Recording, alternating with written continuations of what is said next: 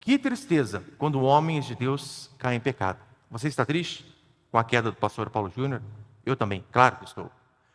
Mas eu venho lembrar você, Paulo Júnior, ele não é a vítima dessa história, ele é o algoz, ele é o vilão. Portanto, eu quero falar nesse vídeo da confissão pública de pecado do pastor Paulo Júnior e de seu desligamento da Igreja Aliança no Calvário. Vamos para o vídeo. Um tipo de vídeo péssimo de se fazer. O pastor Paulo Júnior disse que a primeira vez o seu concílio, a sua liderança, o seu presbitério, veio a ele falar da sua rigidez, do seu destempero, de como ele estava sendo grosso com os irmãos, com a liderança e até com a própria família. Ele disse que de primeiro ele não reconheceu o seu pecado, achou que estava certo, mas uma segunda vez a liderança veio e chamou a atenção dele sobre o mesmo assunto, então ele reconheceu de fato que estava errado e a liderança da igreja resolveu por desligá-lo do ministério. Vamos lá então. Temos que tomar um cuidado extremo, um cuidado danado para fazer esse tipo de julgamento. Por que eu digo isso? Veja, eu estou gravando esse vídeo dia 27 de março de 2025. E o que nós temos até agora sobre este assunto? Temos apenas um vídeo de aproximadamente 6 minutos gravados pelo próprio pastor. Logo, tudo aquilo que a gente falar deve ser com base neste vídeo. Nada além, nada quem. Tudo que passa daquilo que o próprio pastor Paulo Júnior disse em seu vídeo é especulação, é um julgamento temerário, julgamento feito por corações totalmente pecaminosos, invejosos e corrompidos como o nosso. Portanto, cuidado. Ao se especular, será que foi só isso? Será que não teve adultério? Será que ele não batia na mulher? Deve ter mais coisas escondidas por detrás. Esse tipo de especulação fala mais sobre você do que sobre o próprio pastor. Se toda a verdade é aquilo que o pastor disse em seu vídeo, nós podemos discutir, principalmente você que gosta do pastor Paulo Júnior, será que a igreja não foi radical demais com o pastor? Será que uma repreensão pública diante da liderança, ou talvez diante da igreja, já não seria o suficiente? Ou, sendo um pouco mais rígido, será que um afastamento temporário dele, colocando serviço administrativo, longe da pregação, por um período, para que ele pudesse ser tratado, para que ele pudesse ser pastoreado, mentoreado, e uma confissão pública de pecado na internet, será que essas coisas já não seriam suficientes? De fato, era necessário desligá-lo do ministério? Você pode fazer esse tipo de questionamento em relação à decisão da igreja. O pecado dele, de fato, o desqualifica como pastor a ponto da igreja achar necessário mandá-lo embora, porque na prática foi isso que aconteceu, foi mandado embora da igreja. Mas aqui eu faço questão de lembrar, e não quero ser advogado do diabo de forma nenhuma, mas eu faço questão de lembrar, nessa história toda, Paulo Júnior, ele não é vítima, ele é o algoz, ele é o vilão da história. E o que aconteceu de fato foi que ele feriu muitas pessoas de forma autoritária. E a prova disso é a sua própria confissão. Ser duro na pregação é uma coisa, e é necessário.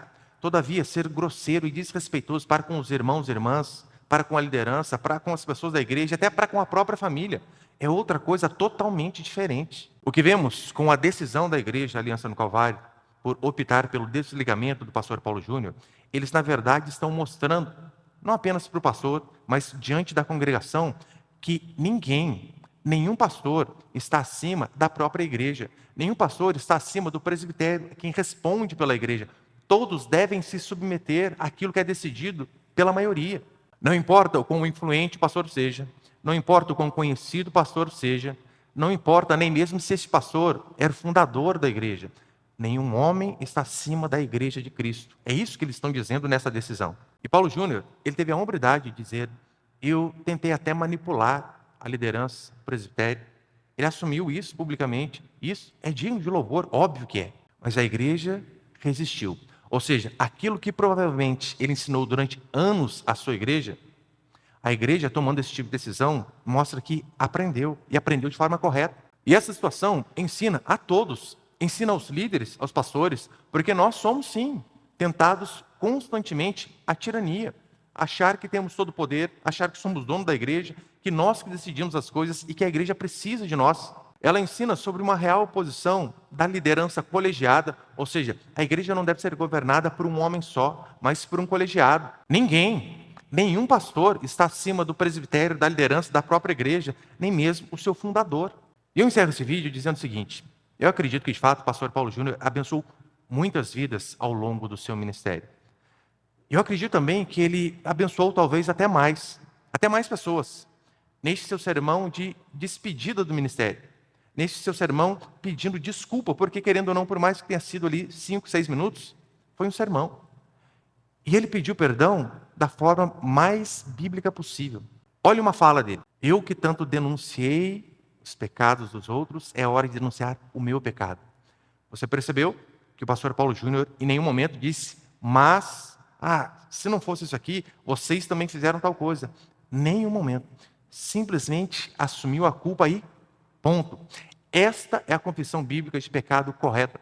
Aquela que não transfere culpa, mas aquela que faz como filho pródigo. Pequei contra o céu e contra ti, e não sou digno de chamar teu filho. Acabou. E o que nos resta, de fato, meus queridos irmãos e irmãs, é, em primeiro lugar, orar pela vida do pastor Paulo Júnior, por essa tribulação que ele está passando, por essa dificuldade, tanto espiritual como física, que ele também disse, né, em outros vídeos aí, tem passado por alguns problemas de saúde. Orarmos por ele, orarmos pela esposa, orarmos pelos filhos, para que Deus, de fato, dê a graça dele ter um arrependimento genuíno, que ele possa se reerguer, que Deus possa o reerguer, e em breve ele possa aí ser recebido em uma igreja bíblica séria e correta. Mas a nossa principal oração deve ser para as pessoas que foram feridas por ele. Essas pessoas estão sofrendo, elas de fato são a vítima da história. Então que nós possamos orar também por essas pessoas, para que elas possam ser curadas, restauradas, para que elas possam perdoar o pastor Paulo Júnior, assim como Cristo perdoou o pecado delas também. Que venhamos a vigiar mais, a orar mais, a temer mais, a pedir para que Deus tenha misericórdia das nossas vidas. Que Deus abençoe a todos, que jamais venhamos a esquecer. Aquele que pensa estar de pé, cuide para que não caia.